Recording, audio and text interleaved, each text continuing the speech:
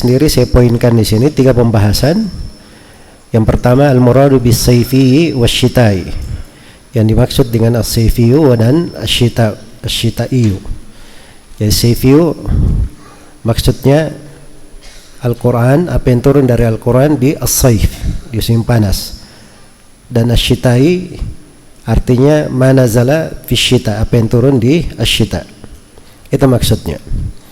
Mungkin tidak didefinisikan oleh penulis karena sudah terang. Pembahasan yang kedua, dzikrul ayatis sayfiyah, penyebutan satu ayat dari ayat sayfiyah.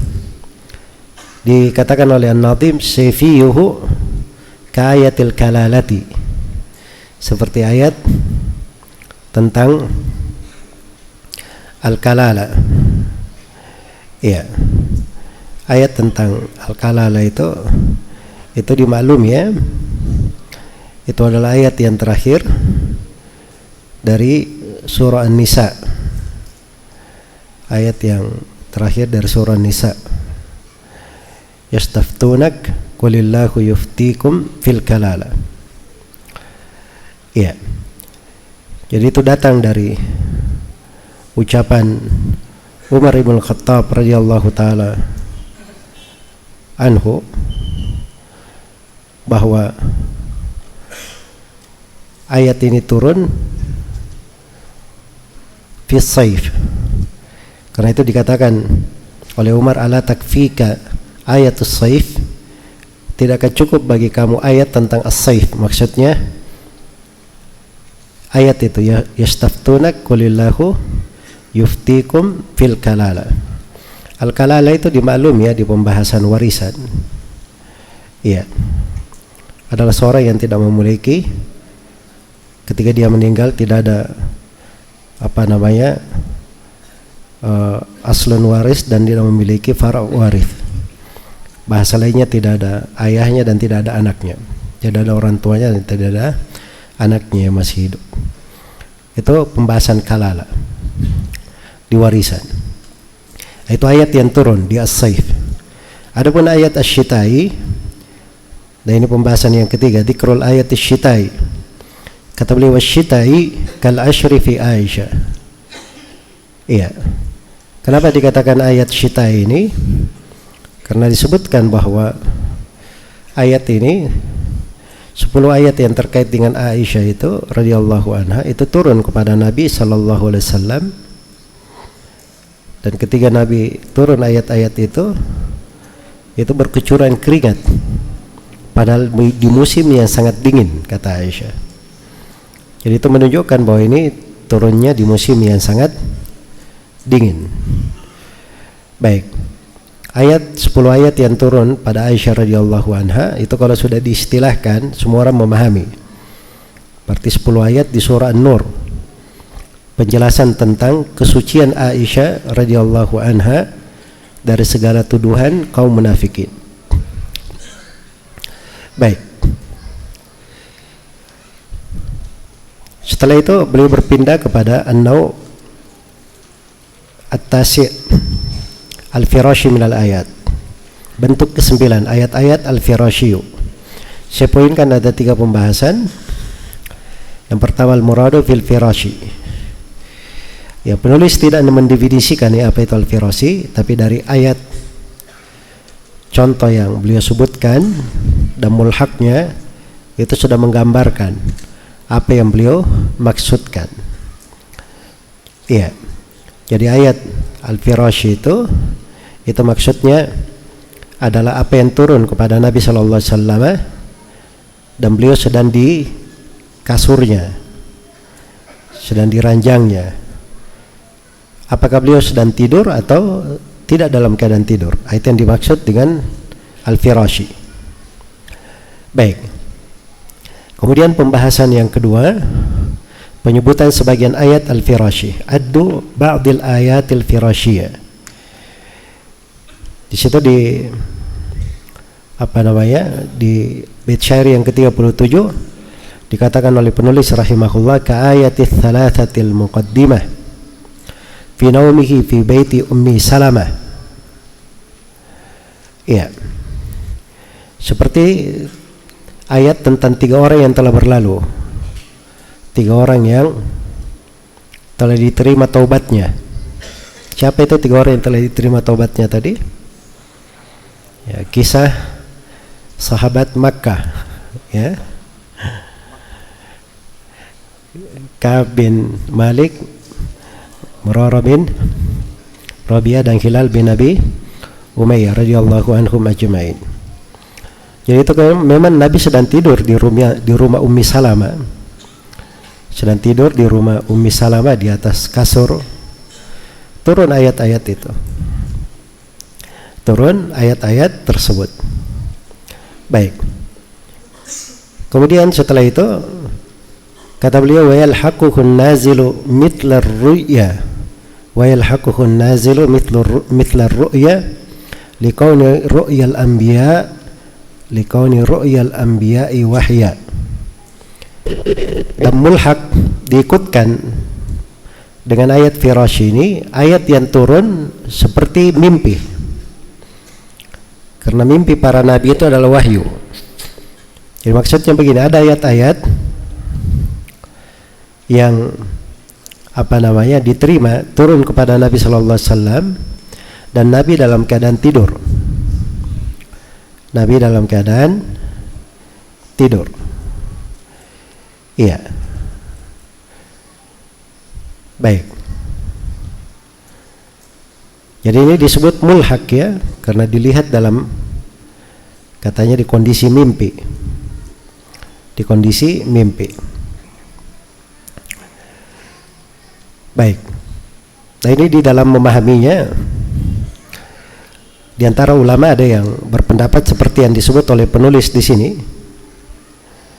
ya, bahwa itu mimpi dilihat oleh Nabi Shallallahu Alaihi Wasallam. Dan sebagian ulama berkata bahwa itu turun kepada Nabi Shallallahu Alaihi Wasallam. Di dalam Sahih Muslim itu dikatakan dari Anas bin Malik radhiyallahu anhu, qala bainama an-nabiy sallallahu alaihi wasallam baina adhhurina it aghfa ighfa'atan. Ketika Nabi sallallahu alaihi wasallam di tengah kami, maka beliau pun tertidur. Ighfa itu dia merunduk begini karena beratnya kantuknya, tidur ke bawah. Tapi satu kali, thumma tabassama dhahikan, setelah itu beliau tersenyum, tertawa. Kata beliau, unzilat alayya anifan surah, tadi telah turun kepadaku sebuah surah. Lalu beliau membaca surah Al-Kautsar. Inilah yang dimaksud di sini ya, surah Al-Kautsar. Inna ataina kal kautsar. Itu yang turun kepada Nabi sallallahu alaihi wasallam. Iya. Baik. Jadi ada yang mengatakan bahwa ini harusnya oleh penulis dikatakan bahwa dia turun kepada Nabi dan Nabi dalam keadaan tidur. Bukan dikatakan Nabi dalam keadaan di mana? Di ranjang. Ya tidur itu kan bisa di ranjang dan bisa di selain ranjang. Tapi harus diketahui bahwa Nabi itu punya kekhususan ya. Beliau pernah berkata bahwa mata saya memang tertutup, tertidur, tapi hati saya tidak, selalu terjaga. Itu dari kekhususan Nabi sallallahu alaihi wasallam. Sebagaimana Nabi itu kalau dia salat menghadap ke depan, tapi orang yang di belakangnya semuanya dia lihat. Beliau melihat semua orang yang berada di belakangnya. Itu dari keistimewaan yang Allah Subhanahu wa taala berikan kepada Nabi Muhammad sallallahu alaihi wasallam. Karena beliau itu memang datang untuk menyempurnakan agama. Jadi pendidikannya terhadap para sahabat itu luar biasa ya. Salat juga Nabi melihatnya. Ya kalau mengatur saf saja ada yang maju sedikit dadanya, ada yang ini, itu ditegur oleh Nabi sallallahu alaihi wasallam. Ada hal yang perlu diperbaiki, beliau perbaiki. Jelas ya, sebab ini dalam posisi untuk kesempurnaan. Jadi tugas beliau itu kalau dipikir ya di kita ini itu berat sekali. Kita saja mikir macam-macam itu kadang sudah pusing. Ya kadang-kadang kalau dia kurang sehat bisa stroke nanti itu. Ya. Tapi ini subhanallah, Rasulullah sallallahu alaihi wasallam beliau tahu segala hal di tengah keluarganya terkait dengan umatnya. Ya, dalam sholat saja orang biasanya cuma di depan, dia urus antara dia dengan Allah. Beliau semuanya ada di sudut beliau. Baik. Dan itu adalah kekuatan Allah berikan kepada nabinya. Itu sebenarnya pembahasan penting ya, sebab mana-mana kekuatan itu diberikan kepada nabinya lengkap. Jadi kalau umatnya datang mengikuti jejak beliau dalam hal tersebut, maka dia bisa menyandang perkara-perkara besar juga, perkara-perkara besar, dan menjadi ringan baginya, menjadi ringan baginya. Memang ada dari para ulama itu menakjubkan ya, orang yang bisa beraktivitas banyak sekali dalam sehari dan semalam, terus tidurnya sedikit, subhanallah. Iya, itu kelebihan-kelebihan Allah berikan kepada siapa yang Allah kehendaki. Kadang sebagian dari mereka ditanya, amalan apa yang kau lakukan? Ya, diantaranya ada yang menyebut banyak berzikir kepada Allah, sebab itu memang sumber kekuatan. Zikir itu sumber kekuatan. Dan ada yang menyebut dengan hal yang lainnya.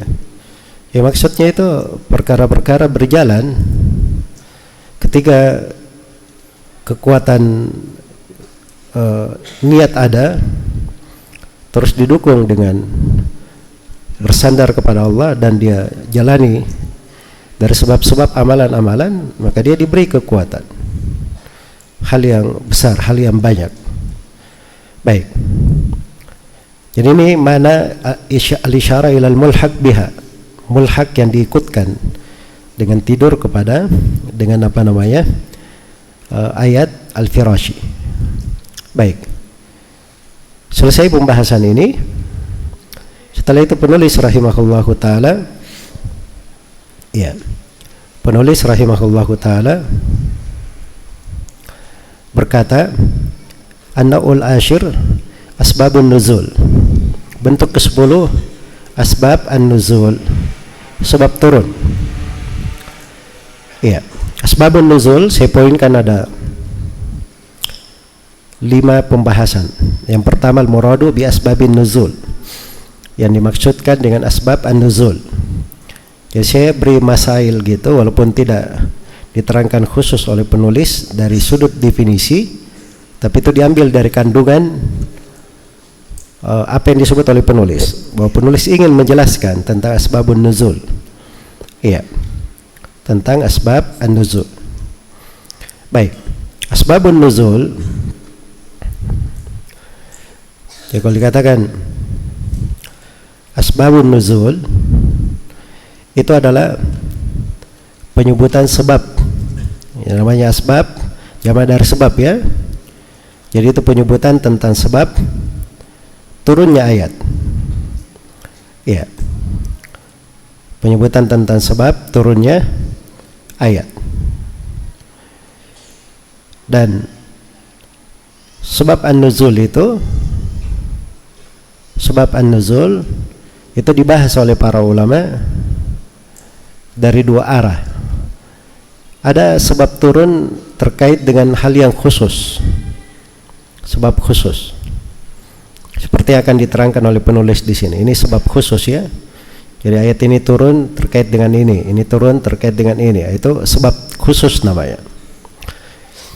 Ada asbab amma, sebab-sebab umum. Asbab amma itu masuk di dalam pembahasan maqasid Al-Quran, maksud dan tujuan turunnya Al-Quran. Itu sebab umum namanya.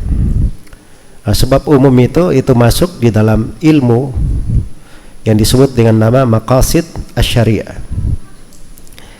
Ya, misalnya Al-Quran itu sebab umumnya diturunkan untuk apa? Diterangkan dalam Al-Quran, liyadabbaru ayati, supaya mereka tadabbur terhadap ayat-ayatnya.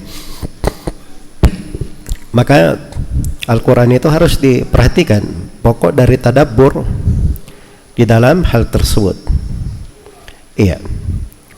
Baik. Jadi ini asbab an-nuzul. Ada sebab khusus itu yang diinginkan oleh penulis di sini dibahas. Dan ada sebab umum itu kaitannya dengan maqasid as-suwar, maksud dari surah-surah, maksud dari syariat secara umum, dari keindahan agama. Iya. Baik. Dan diantara ahli tafsir ada yang masuk di pembahasan ini. Seperti Al-Baqai, beliau punya tafsir itu puluhan jilid. Iya. Dan beliau sebutkan munasabat antara sebuah surah dengan surah sebelumnya, ya, setelahnya. Nah, itu cara penilaiannya dari sudut melihat maqasid, maksud dari surah tersebut. Itu memahami maksud-maksud umum dari sebuah surah itu besar sekali nilainya, ya. Besar sekali nilainya. Baik. Kemudian penulis di sini menjelaskan tentang para ulama yang mengkhususkan penulisan isyarat umum, ya. Dan ini pembahasan yang kedua yang saya sebutkan di sini, ifradu asbabin nuzul bit tasnif, penyendirian asbabun nuzul dalam penulisan. Kata penulis rahimahullahu taala, wasannafal a'immatul asfara, dan para imam telah menulis al-asfar. Para a'immah maksudnya para ulama, ya. Para ulama itu telah menulis al-asfar. Asfar itu jamak dari sifr. Jamak dari sifr. Sifr itu artinya kitab. Jadi para ulama itu sudah menulis berbagai kitab tentang asbab an-nuzul. Iya. Banyak buku yang ditulis di situ. Dari masa dahulu misalnya itu disebut ada Asbabun Nuzul karya Ali bin al-Madini. Karya Ali bin al-Madini. Ya, dan paling tersohornya tercetak ada Asbabun Nuzul karya Al-Wahidi rahimahullahu taala. Iya, Al-Wahidi ini juga dari ulama ahli tafsir, ya. Dia punya buku-buku tafsir itu menakjubkan ini, ya. Walaupun ada sebagian hal dikritik di pembahasan takwil, tapi luar biasa, ya, di dalam ilmu tafsir Al-Wahidi ini rahimahullah. Baik. Ya. Di antara yang menulis tentang asbabun nuzul juga dari ulama belakangan itu Ibnu Hajar rahimahullah dalam kitabnya yang berjudul Al-Ujab. Iya. Baik. Dan dari ulama masa sekarang ada yang menulis khusus tentang hadits-hadits yang sahih di asbabun nuzul. Dan itu telah dipuji oleh para ulama di masa ini. Buku guru kami Syekh Muqbil rahimahullah, judulnya As-Sahihul Musnad min Asbabin Nuzul. Iya. Dan ini buku saya pelajari dari Syekh Muqbil dari awal hingga akhirnya. Dari beliau rahimahullahu taala. Itu beliau hanya menyebutkan hadits-hadits yang sahih saja di asbab an-nuzul. Dan buku itu dipuji oleh para ulama di masa sekarang. Iya, bahkan setahu saya yang dipakai rujukan adalah buku beliau. Karena kadang para ulama itu ada sebuah riwayat misalnya mereka mampu memeriksa sendiri, jelas, ya. Cuman kadang orang tergesa-gesa perlu, maka dia harus cari sosok alim yang mumpuni dalam hal itu, ya. Dapatlah buku Syekh Muqbil, itu paling dekat sudah untuk memeriksa, ya. Makanya Syekh bin Baz itu rahimahullah itu dikatakan kalau dibacakan kepada beliau tafsir Ibnu Katsir, ada hadits berlalu begitu atau ada sebab nuzul, maka beliau akan berkata apa yang dibilang oleh Syekh Muqbil tentang hadits itu. Jelas, ya. Jadi maksudnya itu berjalan di tengah orang-orang yang berilmu, iya, saling menghargai, dan ada hal-hal titik-titik tertentu itu penting. Cuma musibah yang belakangan ini, anak-anak baru belajar, baru selesai sekolah tahun kemarin, semua yang diteliti oleh para ulama seakan-akan itu perlu diteliti ulang. Nah ini kan lancang banget ya, agak subhanallah ya, saya juga nggak berpikir kok ada penuntut ilmu begitu gayanya. Nah itu tidak seperti itu ya, kita menghargai dari para ulama. Nah itu apalagi di dalam nukilan terkait dengan agama, mereka berbicara dengan ketakwaan dan wara' di situ. Itu dihormati orang-orang yang berilmu. Dan apa yang mereka ucapkan kadang diterima. Kalau kita tidak ada argumen yang menyelisihinya. Makanya kadang Imam Ahmad itu sampai kepadanya berita tentang rawi, orang-orang memujinya, tapi Imam Ahmad berkata tidak. Si fulan dari Imam Jarh wa Ta'dil berkata dia ini pendusta. Tapi Imam Ahmad dia begini-begini. Enggak, saya lebih percaya dia. Saya dapat dia imam yang kenal tentang hal tersebut. Dia tidak katakan nanti saya lacak sendiri, saya periksa sendiri. Tidak begitu ya bahasa-bahasa di dalam apa namanya ilmu. Ilmu itu ada etika-etika, adab-adab. Itu penghargaan, ya kerendahan hati, dan seseorang itu mengambil faedah dari ulama yang lain, dari orang-orang yang mengilmu, yang menyandarkan ilmu itu kepada ahlinya. Nah, itu semuanya dari akhlak yang mulia. Akhlak yang mulia. Karena itu Imam Syafi'i berkata, saya berharap itu semua ilmu yang saya ajarkan itu orang tidak nisbatkan kepada saya. Jadi maksudnya carilah orang lain. Begitu. Jangan seakan-akan semuanya berasal dari ya Syafi'i yang mengucapkan. Nah, itu dari menunjukkan keikhlasannya dan apa namanya keindahan di dalam hati. Cuma memang masail ilmiah itu seperti itu. Seorang kalau berbicara suatu kadang dia harus terangkan bahwa begini dan begitu. Kadang para ulama itu tidak mau menyebut bahwa guru dia banyak. Seperti Al-Bukhari ya, guru saya 1080 orang. Ya, nanti datang orang belakang ini Bukhari pamer lagi, sebut-sebut gurunya. Nah itu konsekuensi ilmiah dalam belajar. Kamu belajar dari mana? Nah, itu kan sudut ilmiah memang. Iya. Dan itu pertanggungjawaban berjalan dari masa ke masa. Karena itu sahabat itu diterangkan tentang lamanya dia bersahabat kepada Nabi, dia tinggal di mana, di antara para sahabat siapa saja yang dia jumpai, apa riwayat-riwayatnya. Nah, turun ke tabi'in, nah itu lebih teliti lagi. Tabi'innya ini belajar dari siapa saja dari kalangan sahabat. Dia pernah masuk di kota mana. Turun lagi ke tabi'ut tabi'in, nah itu lebih teliti lagi, lebih luas lagi. Kalau sampai kepada Al-Bukhari, misalnya Al-Bukhari itu gurunya fulan disebut. Ya, bahkan kadang Al-Bukhari dia sebutkan, saya pernah ke Kufah sebanyak 4 kali, ke Basrah sebanyak 5 kali. Dia sebut jumlahnya. Nah, itu pertanggungjawaban ilmiah. Ya, terkait dengan apa? Riwayat. Baik. Jadi hal-hal yang seperti itu berjalan ya. Itu sedikit-sedikit kita pelajari. Ada akhlak-akhlak yang mulia di lembaran-lembaran ilmu itu. Nah, orang ketika dia baca kitab, duduk ke guru, biasanya terdidik dengan akhlak itu. Terdidik dengan akhlak tersebut. Ya karena dia pelajari, dia ilmui, dia amalkan. Iya. Dia ilmui, dia amalkan. Beda kalau orang belajar, dia cuma belajar nanti untuk ujian, bikin ujiannya, bikin tesisnya, tidak dia bangun di atasnya amalan. Nah, itu agak repot biasanya ya. Nah, itulah yang kadang celah-celah kurang bagus keluar dari situ. Baik. Karena itu kita sekali lagi saya selalu mengingatkan ya bahwa pada ilmu itu ada adab-adab, etika-etika berjalan di tengahnya para ulama, dan itu banyak hal darinya keberkahan di dalam belajar. Keberkahan untuk seseorang pada ilmu yang dia pelajari. Ya wallahul musta'an. Baik. Jadi kata beliau rahimahullahu taala, ditulis oleh para ulama banyak buku ya terkait dengan asbabun nuzul ini. Setelah itu pembahasan yang ketiga, tariqu ma'rifati asbabin nuzul huwal naqlul mahab. Cara mengetahui asbabun nuzul adalah dengan penukilan semata. Ya kalau mau tahu ini sebab turunnya ayat ini apa, itu nggak boleh dikira-kira ya.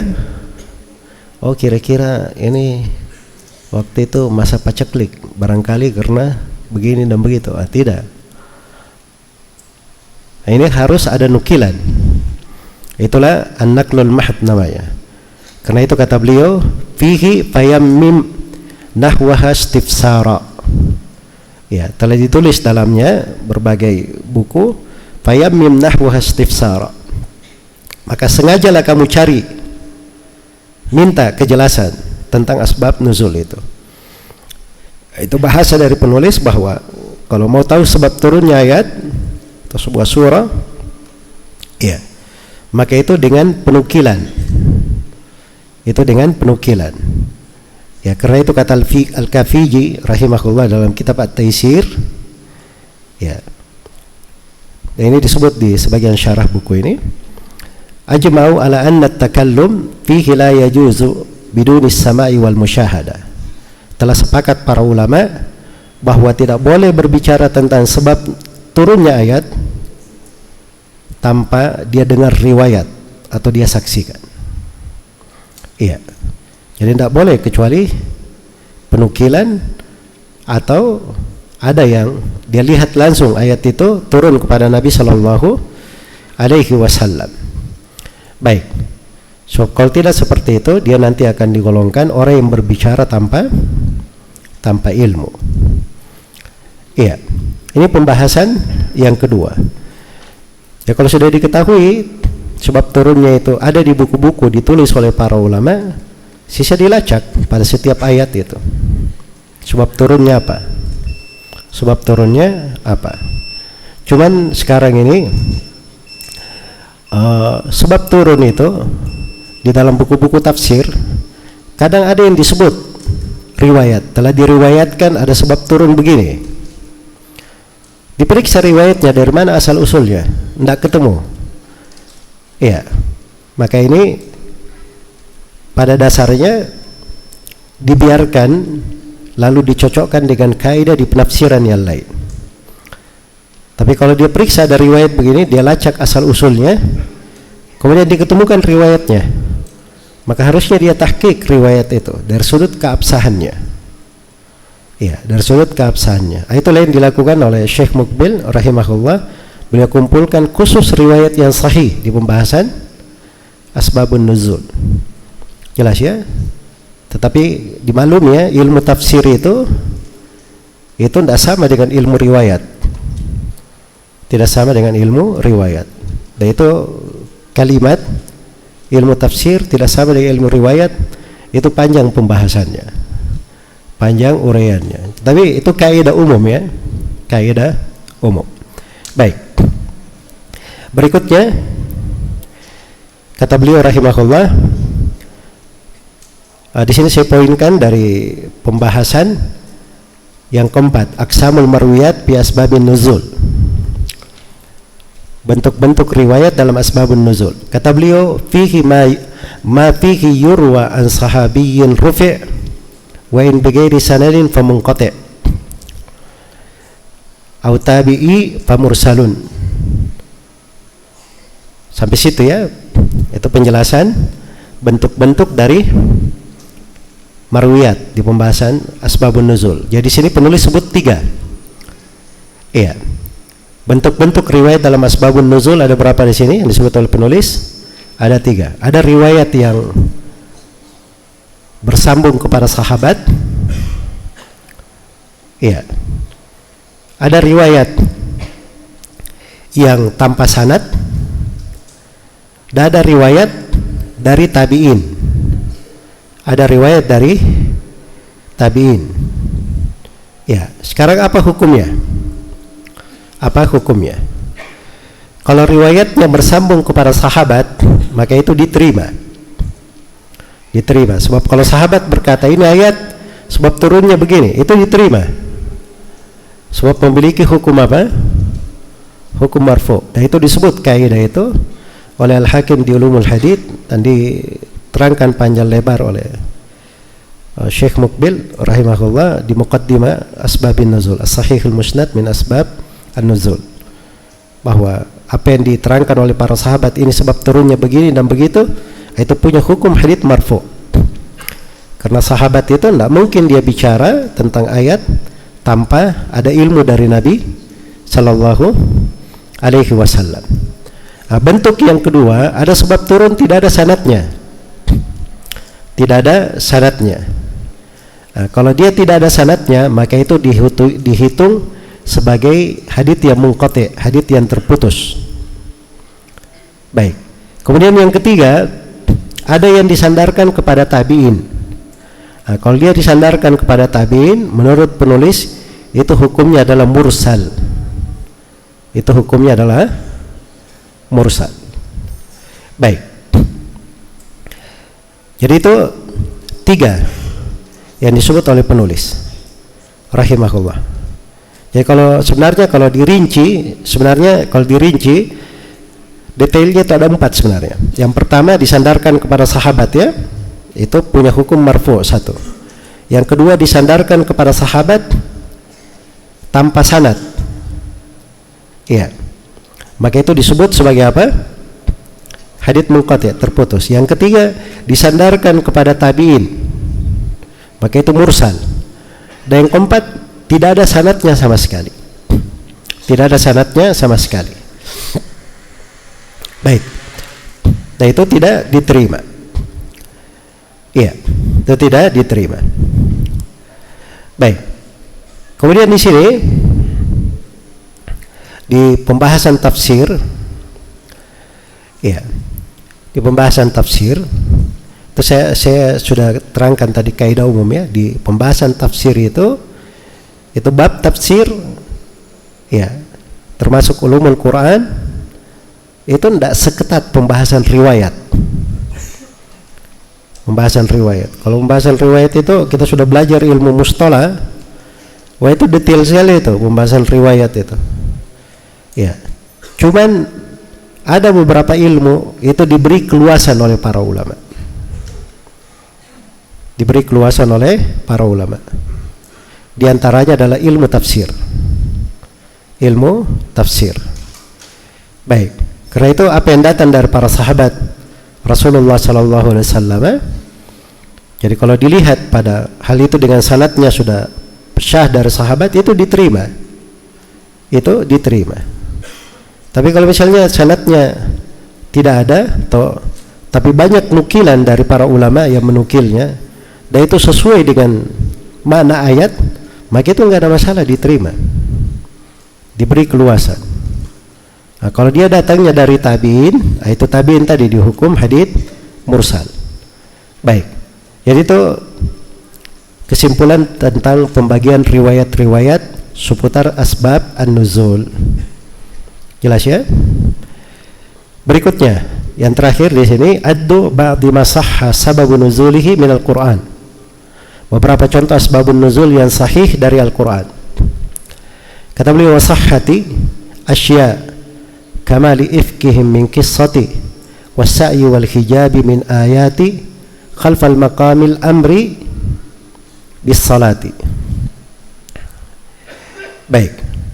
Kemudian kata beliau rahimahullahu taala, dan telah syah beberapa perkara. Iya. Di sini disebut 4 contoh, ya, oleh penulis. Telah syah beberapa perkara, beberapa hal dari sebab turun. Seperti pada kisah al-ifk. Ya. Pada kisah al-ifk. Apa itu kisah al-ifk? Tuduhan dusta. Artinya tuduhan dusta kepada Aisyah radhiyallahu anha. Itu maksudnya 10 ayat yang turun di surah An-Nur. Itu kan sebabnya untuk kejadian yang menimpa Aisyah radhiyallahu taala anha, untuk menjelaskan kesucian Aisyah dari tuduhan tersebut. Kemudian yang kedua, kata beliau, was-sa'i. Ini yang kedua, ayat tentang sa'i. Itu sebab turunnya juga sahih, ayat di surah Al-Baqarah, ya, inna safa wal marwata min sya'airillah. Ya, itu sahih sebab turunnya di dalam hadits Aisyah riwayat Bukhari dan Muslim. Karena kaum Al-Ansar itu, ya, kaum Al-Ansar, mereka sebelum Islam, mereka itu melakukan ihlal, ya, dari al-manah. Kemudian mereka ketika melakukan sa'i, Ya dari Al-Mana itu barulah mereka keluar untuk sa'i ke Safa dan Marwah. Maka turunlah ayat menegaskan inna Safa wal Marwata min sya'airillah. Itu dari syiar-syiar Allah. Nah, boleh ada dari syiar masa jahiliyah di situ. Baik, kemudian yang ketiga wal hijabi min ayati. Iya. Dan turun ayat-ayat seputar hijab. Ayat-ayat seputar hijab. Dan itu ayat yang dimaksud adalah ayat di surah Al-Ahzab. Ya ayyuhalladzina amanu la tadkhulu buyutan nabiyyi illa ayyu'dana lakum, sampai akhir ayat. Ya, itu ayat hijab namanya ya. Wa idza sa'altumuhunna mata'an fas'aluhunna min wara'i hijab. Ya. Baik. Dan itu juga syah dari Nabi sallallahu alaihi wasallam. Berikutnya adalah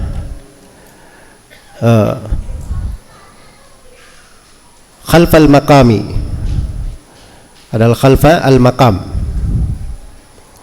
salat di belakang al-maqam. Al-amri bis salah, ada perintah untuk salat. Iya, dan itu ayat wattakhidhu min maqami Ibrahim musalla, ayat di surah Al-Baqarah. Ya, karena datang di dalam riwayat Bukhari,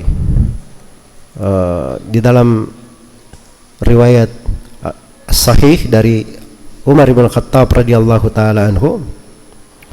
Ya, di sahih Bukhari ya, dari hadits Anas. Itu tentang kisah Umar radhiyallahu taala anhu. Umar berkata, saya mencocoki Rabbku pada 3 hal. Yang maksudnya Umar itu mengusulkan beberapa perkara kepada Nabi. Dan subhanallah, usulan Umar itu turun ayat seperti usulan Umar. Yaitu hijab itu salah satunya ya. Dan yang kedua, ketika Umar berkata, ya Rasulullah, law ittakhadta maqama Ibrahim musalla. Ya Rasulullah, andai kata kami menjadikan maqam Ibrahim ini sebagai tempat salat. Iya. Maka turunlah firman Allah Subhanahu wa taala, wattakhidhu min maqami Ibrahim musalla. Baik. Jadi itu beberapa tempat sahih ya dari sebab turunnya. Dan ini kalau kita baca dari buku Syekh Mukbil rahimahullahu taala, itu kita akan temukan puluhan riwayat. Beliau sebutkan sesuai dengan ayatnya ya. Kalau ada ayat sebab turunnya sahih, maka beliau sebutkan di situ sebab turunnya dengan berbagai riwayatnya. Baik. Selesai dari pembahasan asbabun nuzul. Ya, pembahasan berikutnya kita akan lanjutkan insyaallah setelah salat Isya. Subhanakallahumma wa bihamdik asyhadu an la ilaha illa anta astaghfiruka wa atubu ilaik walhamdulillahirabbil alamin.